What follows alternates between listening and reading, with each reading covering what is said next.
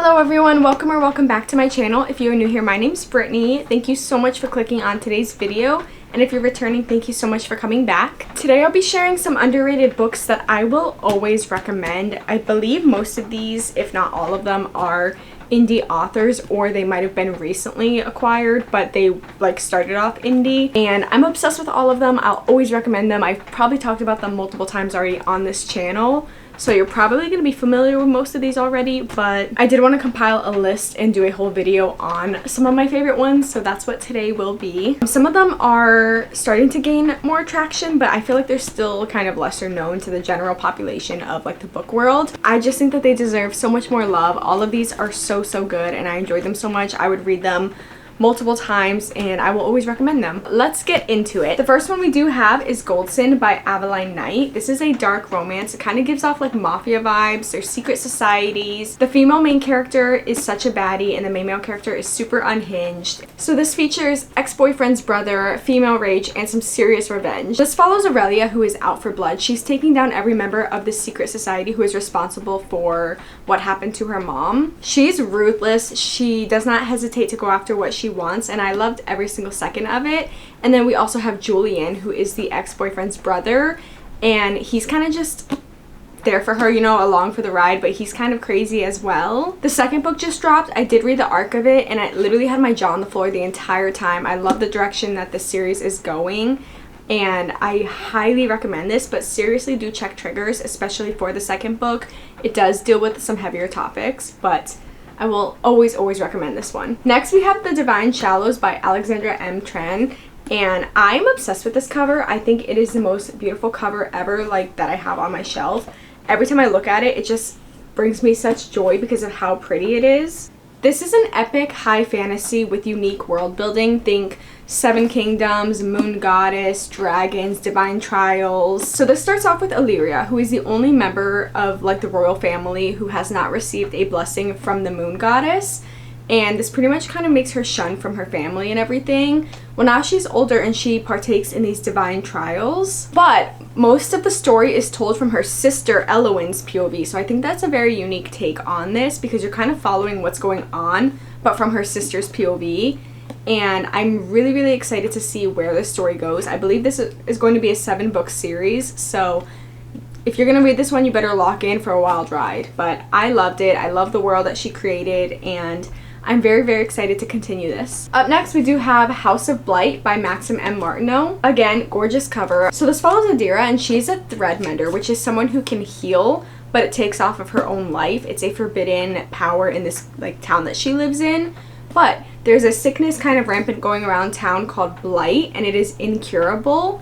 Someone close to her ends up catching it, and she's attempting to cure this illness, and she ends up getting caught, I guess you could say, by an Ever, which is a magical being, kind of like Fae, essentially.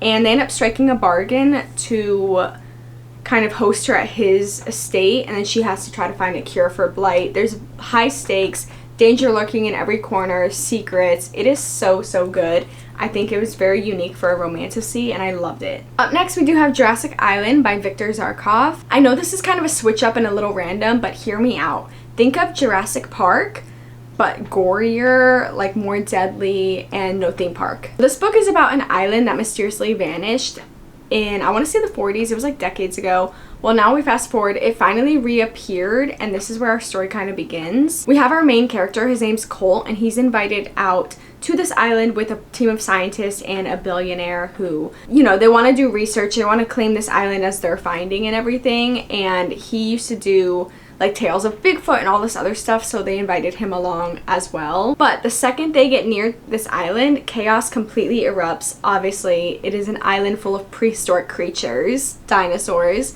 So what else do you expect to happen, It's such a short, fun, wild ride with non-stop action. I pretty much read it, I think, in one night, because it is shorter and it's so fast-paced. Such a good time if you need a palate cleanser and you want something more the sci-fi horror side of things. Next, we do have The Seclusion by Jackie Castle.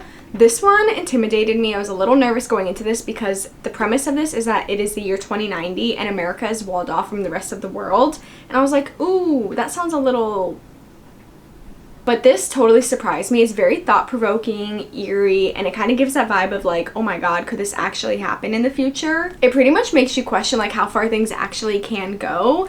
And this follows our female main character, Patricia. She goes by Patch, and she just kind of is used to living her daily routine. She's being monitored 24/7. She works for the government. They have rituals and all of these rules that they have to follow. She ends up going out with her best friend one day and finding an old van from decades ago. And inside this van is banned books of like what we know today as classics. And then from there, everything starts to unravel. They start to question everything that they know. And then they kind of like go off on their own and try to figure out the truth. There is a second book as well. I haven't read it yet, but I did really enjoy this one, and I do plan on reading the second one. Up next, we do have Hollow Heathens. I do feel like this one is gaining a little bit more traction lately.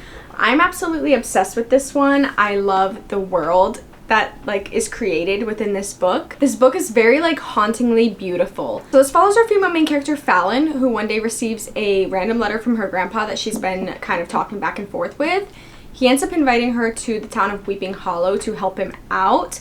And this town is very mysterious. No one really knows it exists. It's eerie, it's dark, and it's kind of like once you're there you can't really leave type of vibe. This town has masked men, witches, rivalry covens, completely immersive and dark and moody but cozy at the same time. The atmosphere is immaculate. It kind of just feels like it's like Halloween year-round, and it really just like immerses you into the plot. I feel like this one is a little better to go in more on the blind side, so I'm just gonna leave it at that. That's kind of like a very quick premise, but it's a thicker book, so much happens in this book, and I feel like it's more fun if you go into it not knowing really much. Next, we do have Nightshade by Carrie Lake, and I included this in here because I do know a lot of people know of Carrie Lake for Nocticadia and kind of like Anathema as well, but I feel like this one is so slept on, and I loved this book so much. This is a duology. I haven't read the second one yet because it is a little thick, so I kind of needed like a little break, but I did absolutely adore this. This is a gothic paranormal fantasy, and this kind of blends purgatory, demons, witches, cults. It's slow burn romance, super slow burn, and it's a dual narrative / dual like timelines. So you're following two people in this timeline and then two other people in this timeline, and then eventually the story kind of comes together and it starts to make sense as to why you're following two different timelines and everything. The world building is so dark and so thought out. Like Carrie Lake always delivers when it comes to her world and the atmosphere. I literally will read a Carrie Lake book anytime just because I know that I'm gonna get completely immersed into the story. Her writing is just so dark and moody and gothic. I love it. So if you love slow burn with kind of like a gothic horror type vibe, I feel like you would absolutely love this book. Up next, we do have Heir of Stardust and Secrets by C.C. Hartley. This is a fantasy romance with amazing world building and a fierce female main character. I love her. Her name is Nyleria. She has suffered, you know, loss, betrayal, and just a lot in her lifetime, and she just continues to fight back. She is such a baddie.